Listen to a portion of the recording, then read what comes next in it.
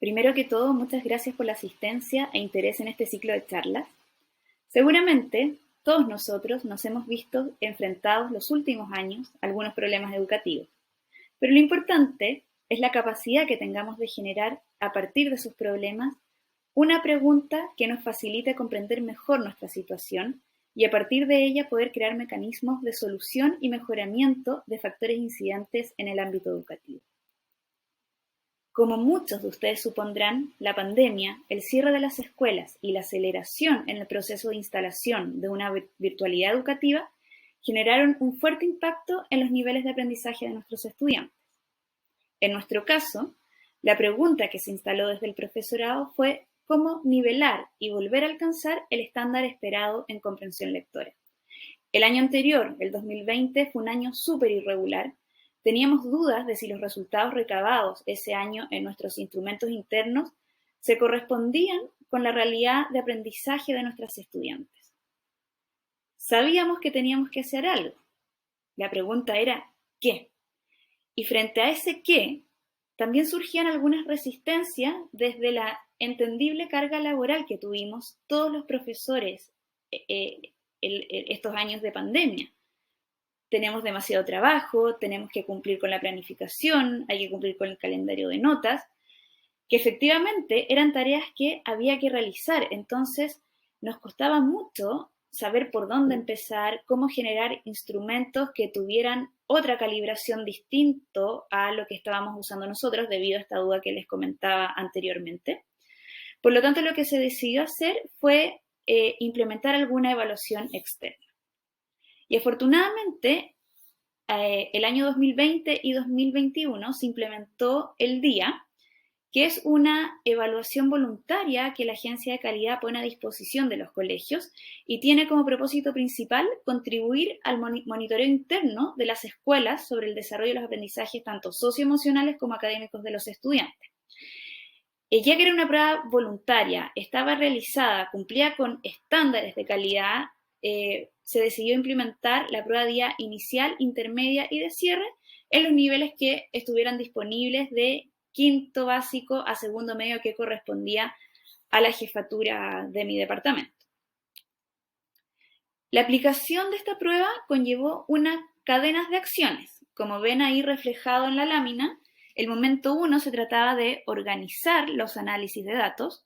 Un segundo momento, revisar y analizar informes, identificar fortalezas y aspectos a mejorar, conversar en equipo y priorizar los problemas o necesidades que veíamos más urgentes.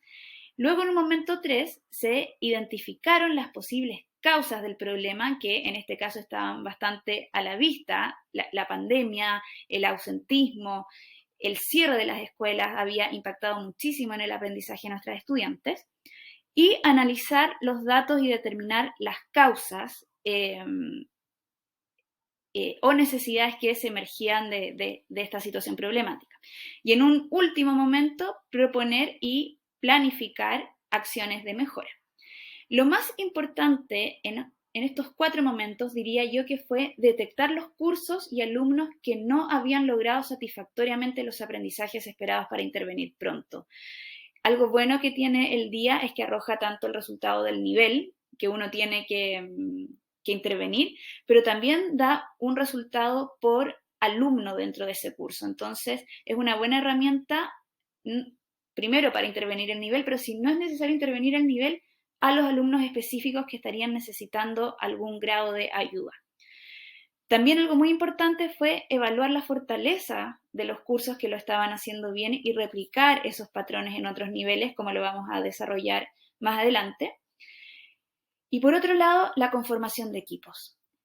Si bien toda esta cadena la puede realizar quizás solamente una persona, un profesor con su curso, el hecho de que sea un trabajo mancomunado es fundamental, así como tener también el apoyo de otras instancias de coordinación y de la dirección del colegio, porque se necesita apoyo y seguridad emocional para implementar los cambios que se necesiten. Tenemos que dar el mensaje de que todo lo que estamos haciendo es algo sistémico. Todos somos responsables por lo que está pasando, no solamente un profesor o un departamento. Así que independiente de que todos estos momentos pueden desarrollarse de manera solipsista, lo recomendable es enfrentar toda esta cadena implicando a varios actores del sistema.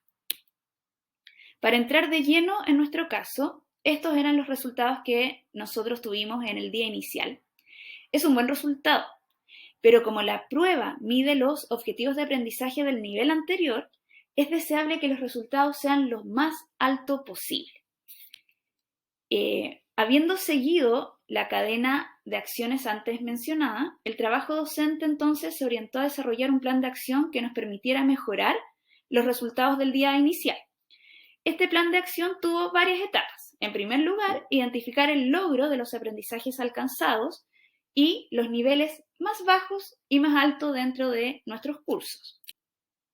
Esto permitía identificar los cursos donde se observan aprendizajes más descendidos para trabajar con los docentes en acciones de mejora.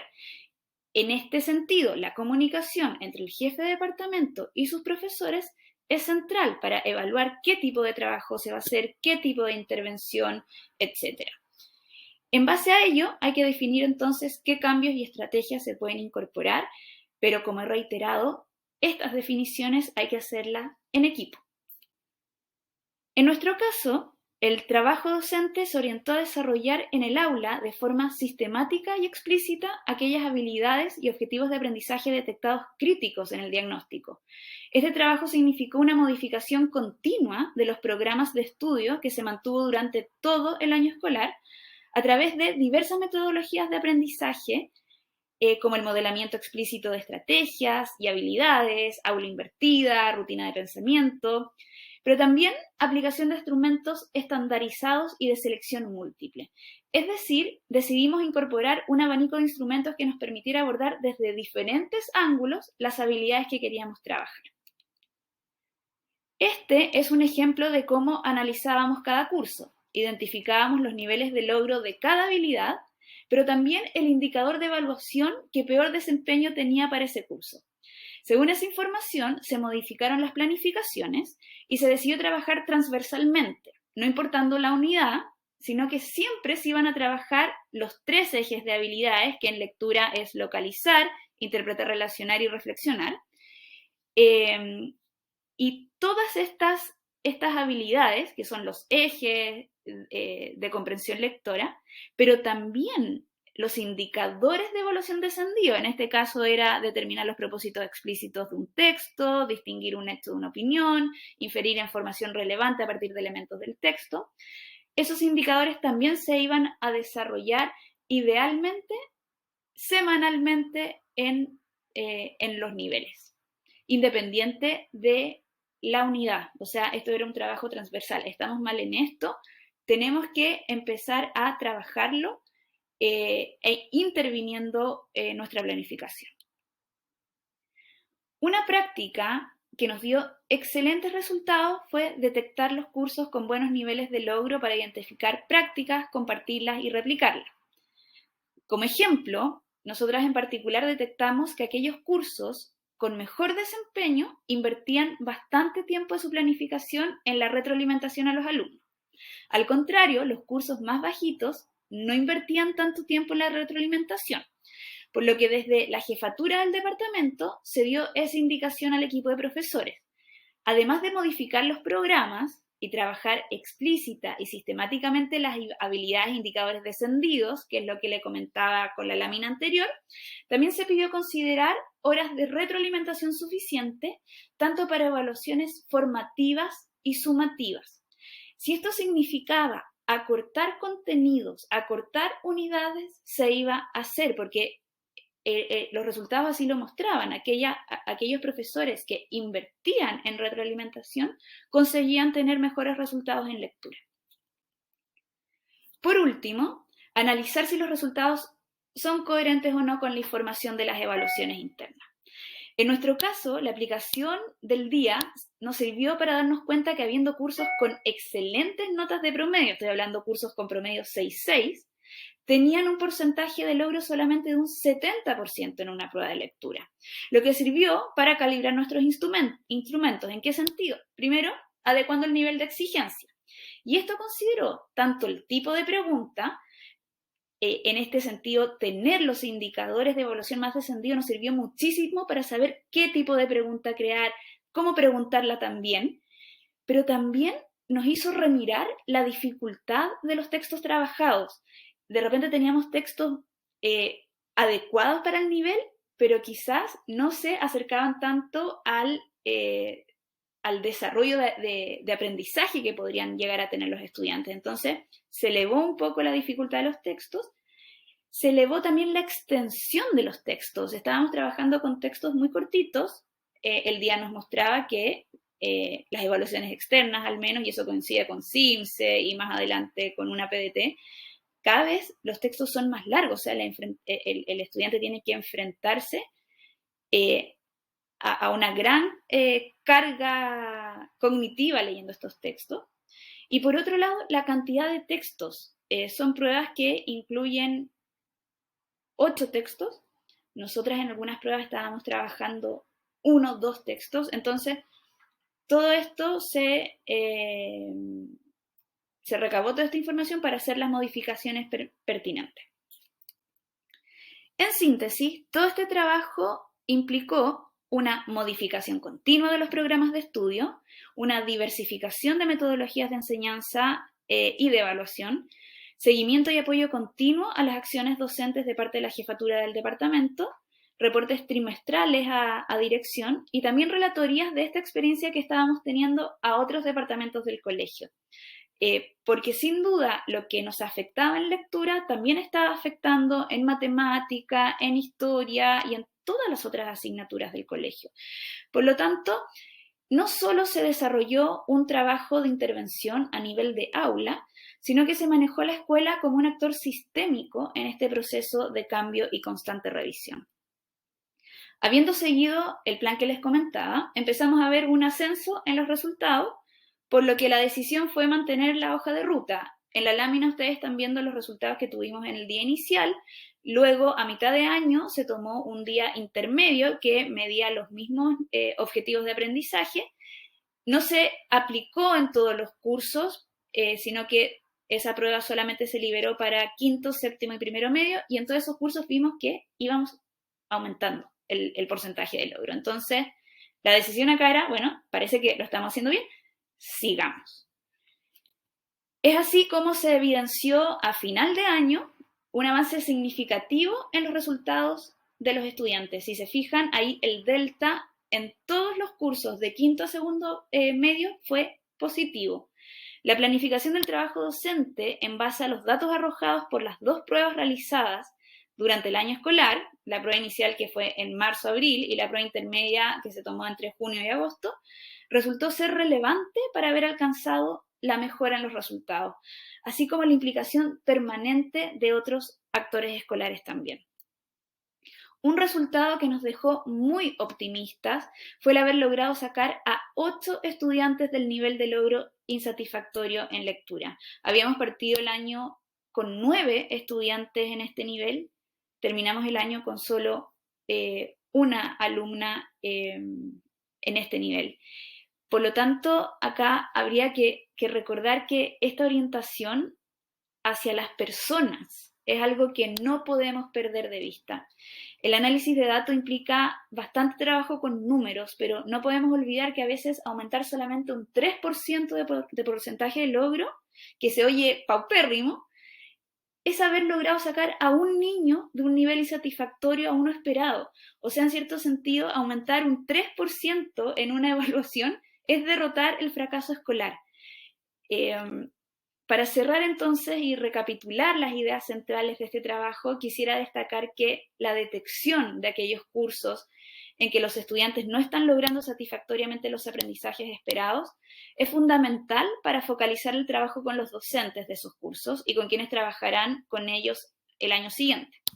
A partir de eso, analizar en conjunto el proceso de enseñanza y aprendizaje que se ha desarrollado y en base a ello definir qué cambios y estrategias se pueden incorporar al año siguiente.